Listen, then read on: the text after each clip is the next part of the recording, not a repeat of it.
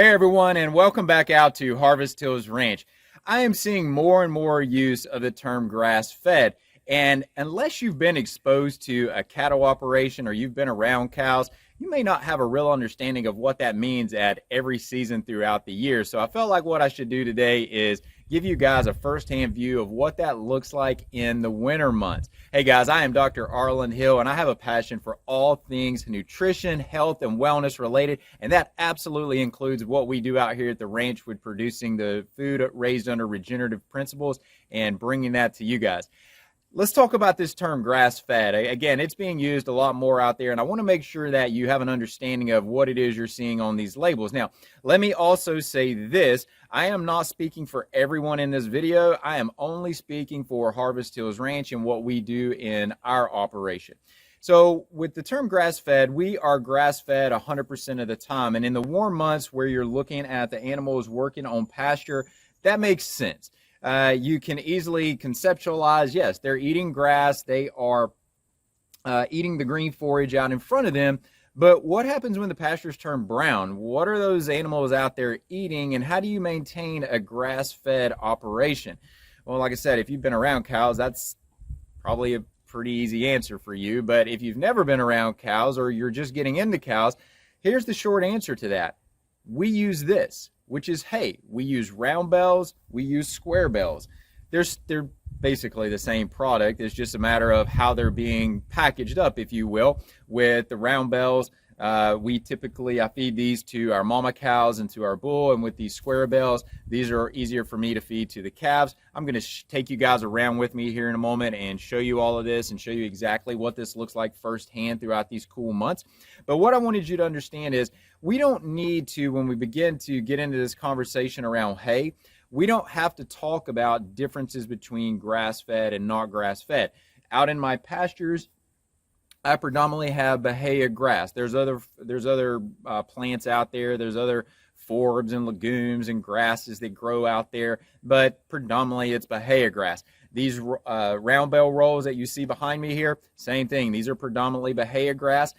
We do have a percentage of these, probably 30 to 40% of these rolls are going to be native grasses. So grasses that are unique to Southeast Texas that are growing, that in the warmer months, these animals have access and availability to those grasses, but same situation here. This is a warm climate.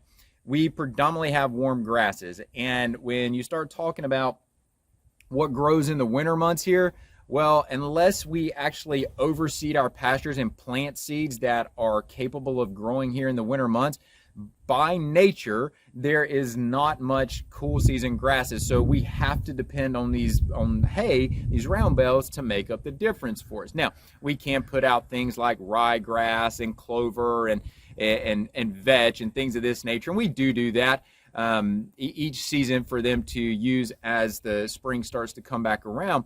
But we're in the middle of winter right now, and so this is the cooler part of the year, and those things just haven't really hit their stride yet, so we have to depend on this hay. But to the main point of what I wanted to share with you today, is this grass-fed and is keeping these animals on hay throughout the winter months, does that still equate to grass-fed? And the short answer to that is yes. This is the exact same forage that they would be consuming in the winter months. It's just been mechanically harvested, packaged up, and is being stored from starting in the warmer months until we need it in the cooler months. So let me take you around. I wanted to share that with you, but let me take you around. And what I'm going to do is show you how we use the hay in each one of the segments of our herd. Like I said, I have these guys broken up into 3 categories right now, or 3 different smaller herds. We've got the calves, we've got the mama cows, and then we keep the bull and 2 steers separated out from the herd as well. So I'll start off. We're going to go take care of the calves. We're going to fill their trough back up with a bale of hay and some alfalfa grass, which is what you'll see me putting out in the bucket. That's an alfalfa grass. They absolutely love that. It's higher in protein, so it gives them some extra nutrition to keep their growth up. These guys are still in the early phases of their growth, so they need some extra protein and nitrogen there to be able to facilitate that. So that's what you'll see me putting in their bucket on top, or putting out from the bucket on top of the hay that I share with them.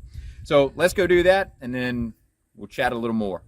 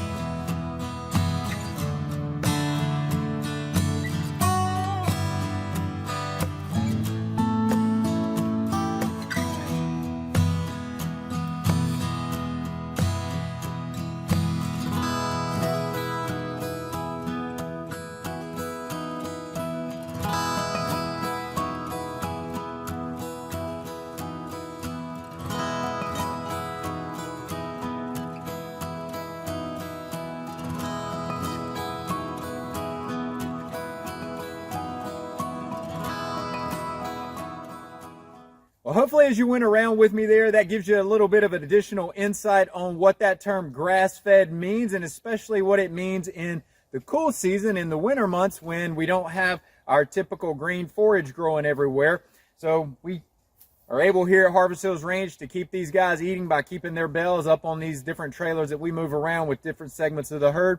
But again, hopefully that gives you some new perspective and gives you some insight into what these terms that you're seeing out there actually mean in the real world. Hey, if you are looking for more information about what we do at Harvest Hills Ranch, or you want to find out about regenerative agriculture and how we raise food with uncompromising principles, you can go to harvesthillsranch.com. And if you want to find out how I use this same philosophy with patients and help them support and optimize their health, you can go to drarlandhill.com to find out all about that. Until next time, guys, we'll see you soon.